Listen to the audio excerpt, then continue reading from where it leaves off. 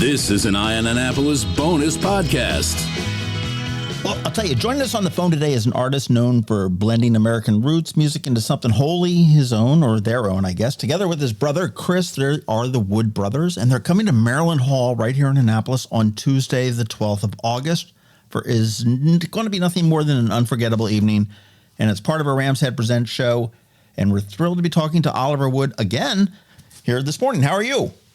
I'm well. Thank you, John. Thanks for having me. I'll tell you, man, it's been a hot minute. You were here back solo, I think, in April of 22 when we last talked. I guess because you had such a great time, you decided to bring it on back down for the whole crowd in Annapolis at Maryland Hall.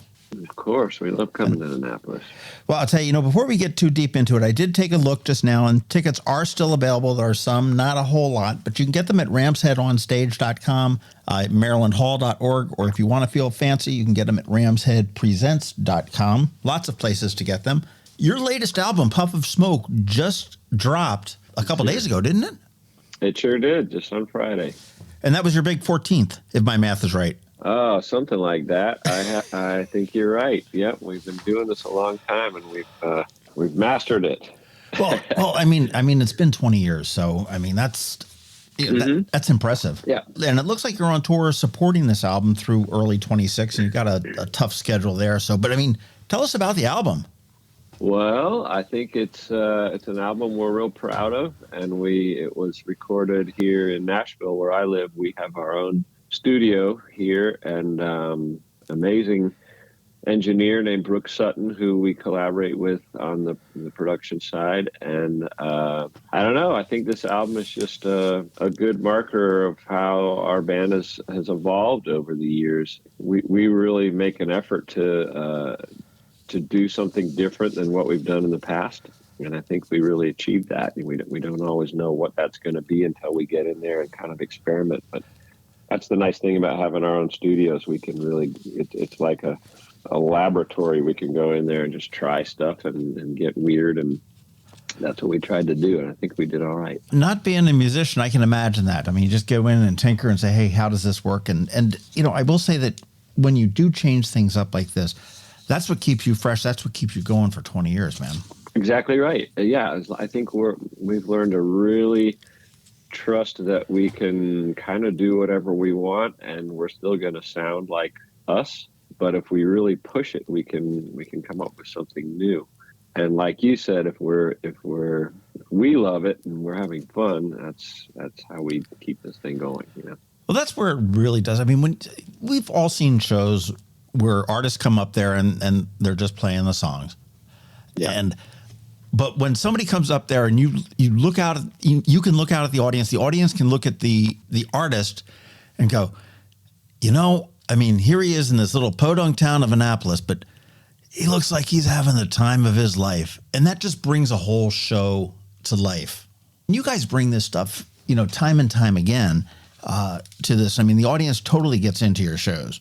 Yeah, I think that's one of the things we've come to appreciate, maybe more than we did early on. When you're a young musician, you have sort of a different outlook, and it's a little bit more novel to have that much attention, or there's a little more ego in it. You're like, wow, people love what I'm doing here. This is awesome.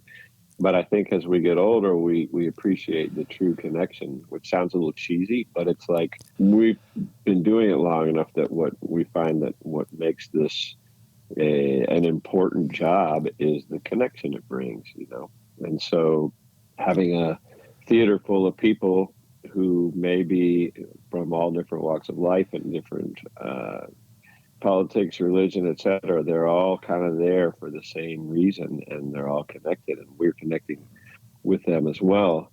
That seems really important, that people get that feeling where they're not sort of divided in some way or another. Well, that really is so true, though. When you talk about the Wood Brothers coming into a show, or any musical act, you're not coming in as a bunch of blacks or whites or gays or straights or men or female or Republicans or Democrats or anything like this. You're coming in to see the Wood Brothers, okay? And all going to be there for 2 hours, and you're going to experience this thing together. And that's what brings us together. It's not what separates us. It's what brings us together, which is just what I absolutely love about live music. Yep, totally agree. Well, I'll tell you, Annapolis really tends to be more of a kind of a listening room town. And I mean, I know you've been at Ram's Head on Stage, which is a hugely intimate venue, like 300 seats. Love that place. Maryland Hall, a little bit bigger. It's got about 600 seats, but it's, it's seats. And it's a decidedly different vibe than the 930 Club, which I know you're coming back in December, swinging back through. Do you have a preference? Do you like the golf clap crowd or the Arsenio Hall crowd? I personally like variety. I think too much of one thing gets a little old, and I love a listening room for, especially after a summer full of festivals where it's not golf clap, it's a lot more parties and outdoor, wide open kind of things. Have a captive audience indoors is awesome because then you can be much more subtle, and we can bring back some songs that wouldn't go over at a big festival with a few thousand people. If you have 1,000 people or less, you can be a lot more subtle and intimate, and I love being able to do that, and you can't always do that. So yeah, it's great. Plus, by the end of the night, people are ready to rock sometimes, so you never know. It just depends on the crowd and the night, no matter what the venue is. Music makes you move, that's for sure. That's right. I'll tell you, there's something timeless about the Wood Brothers sound. As you say, 20 years now, it's still fresh. I mean, you're constantly doing that. But now, do you and Chris ever consciously avoid sounding too, say modern or too retro maybe? Or does it all just sort of happen naturally that it comes out so fresh? That's a really good question. I think there's definitely a subconscious, at the very least, there's a subconscious bent towards there are subconscious boundaries, I think, in what we're trying to do. And I think lots of times we use cooking and ingredients as a metaphor for it. There's all these ingredients that a lot of people use, and it's blues, jazz, gospel, country, whatever, and guitars, bass, drums, keyboards. But then, you can mix and match that stuff a million different ways. So I think what we're always trying to do is do something that's new to us. And that is conscious as well. Like sometimes we'll be in the studio or we'll be writing something. We'll say, no, this part sounds too much like something we already did, or this sounds too much like somebody else.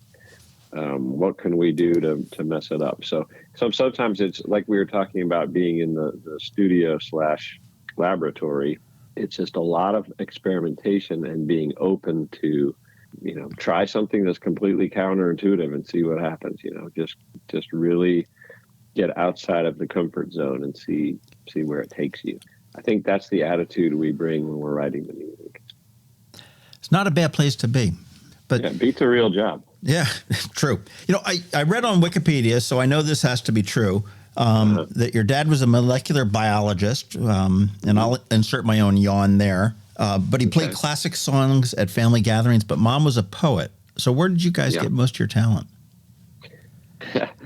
I attribute whatever gift we had to both of our parents. Our father was a really, really good musician.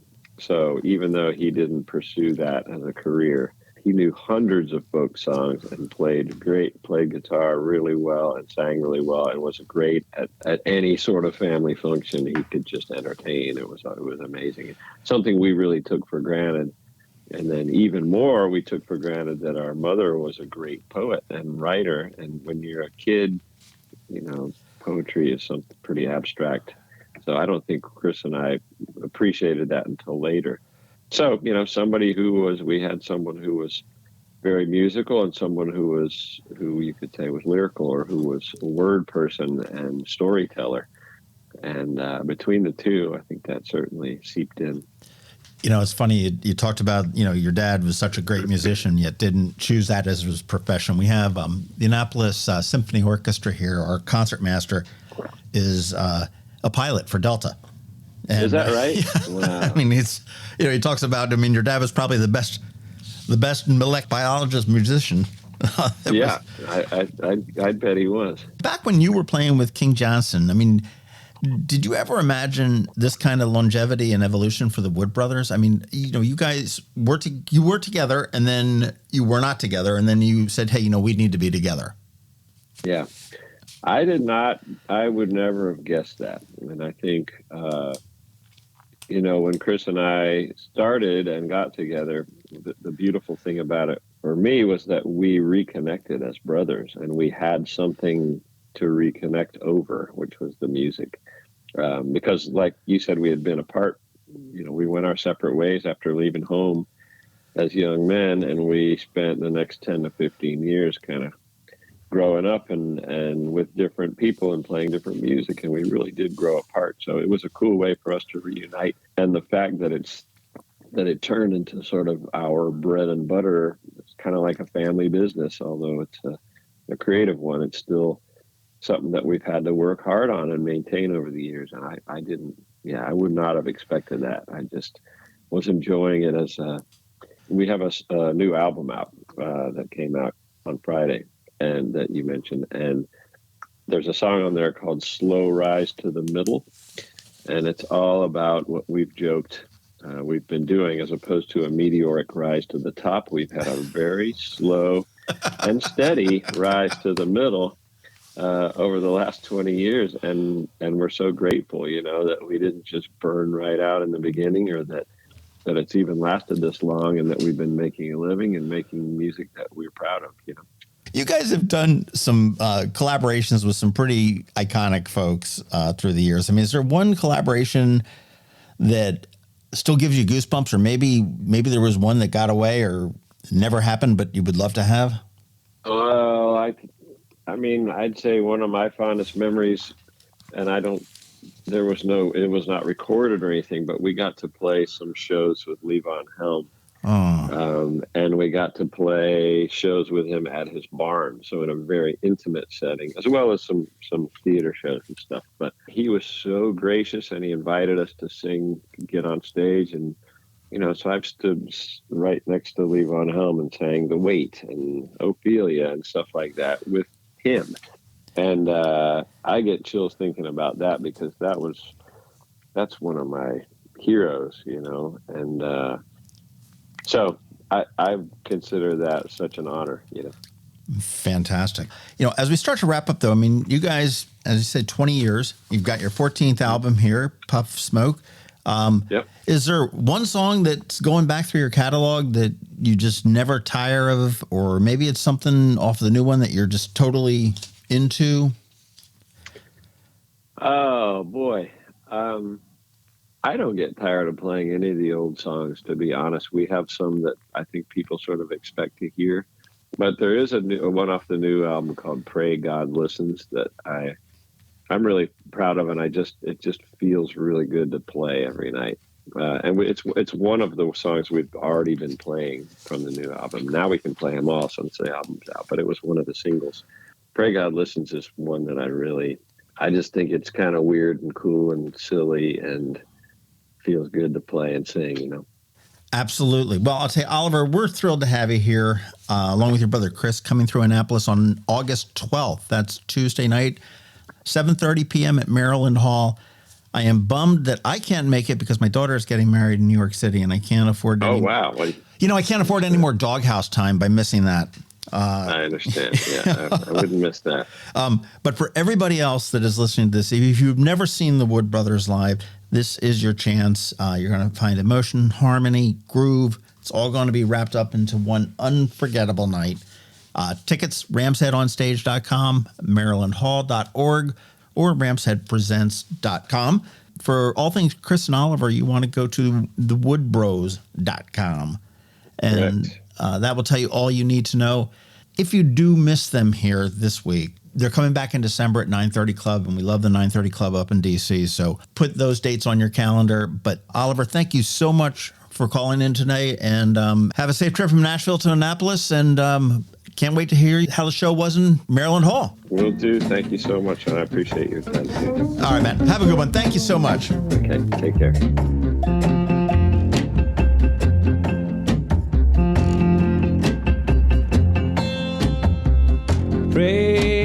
comma, God listens, is what I read. Way up high on a sign, that's what it said. 800 phone number, gave a call. Still on hold, growing old, waiting for God. And I pray God listens. Yeah, I pray God listens to the band I'm in and the song we're singing. Yeah, I pray God listens. Yeah, I pray God listens. And he's smiling down 'cause he likes the sound.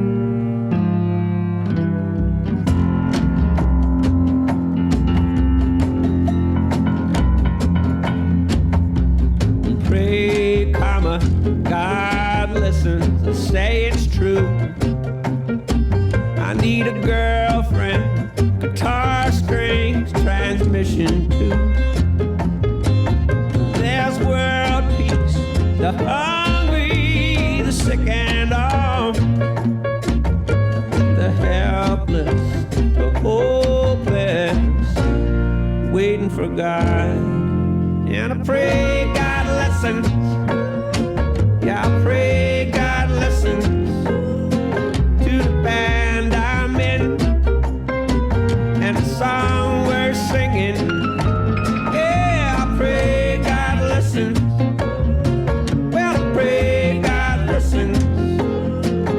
And he's smiling down 'cause he likes the sound.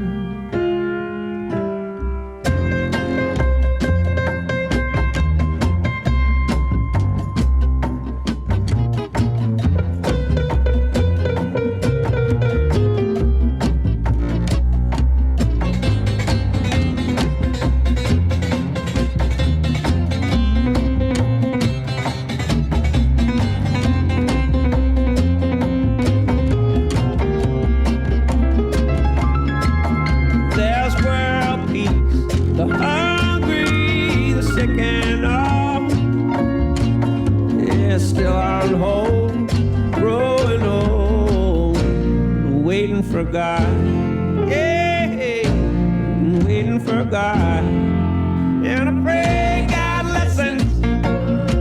Yeah, I pray God listens to the band I'm in and the song we're singing, and I pray God listens. Well, I pray God listens, and it's his favorite song. And he sings along, and he takes the call.